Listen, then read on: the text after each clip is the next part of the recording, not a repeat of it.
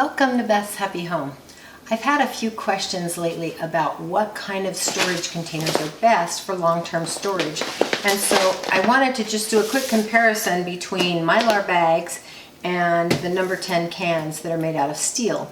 So first of all, talking about the Mylar bags, these are made of polyester, a plastic polyester that is stretched so that it's really strong and the molecules lock together, and then it's coated with a thin layer of aluminum and then another layer of plastic, so it makes a laminate product that's very, very strong. These obviously are made out of a molded steel, and so both of these are going to keep out the rodents, the insects, the moisture, the light, the air, and both of them actually are reusable, and you can use your cans for storing other things too if you want to. But the Mylar bags have the advantage of being much more accessible because they are, you can order them off of Amazon, and I will put a link for the Mylar bags that I think are the best in the description of the video. But the one thing that is a drawback with these Mylar bags is that they don't stack very well. They're very slippery, and so if you just lay them on the shelf, if you bump them a little bit, you're likely to have it slide off, and if you have several stacked, it's going to make a mess. You're going to have to be picking them up and reordering them all the time. So you can store them in a cardboard box. You can, if you get one that is a consistent size, you can kind of shove them in there and tape it up and then stack the boxes, and that kind of overcomes that problem.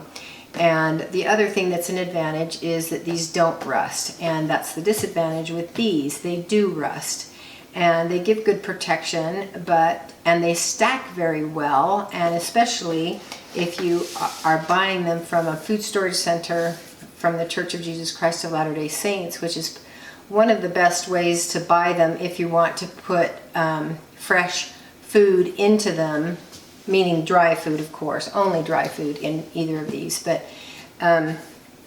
if you're going to put dry food into these, you kind of need to go to that center because they have the crimping machine that puts the lid on and then crimps it with an airtight crimp.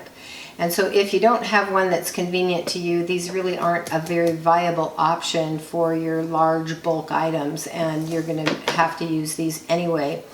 But if you have the opportunity to buy the already filled number 10 cans, the pros are that they stack really well, and so that's convenient for storage.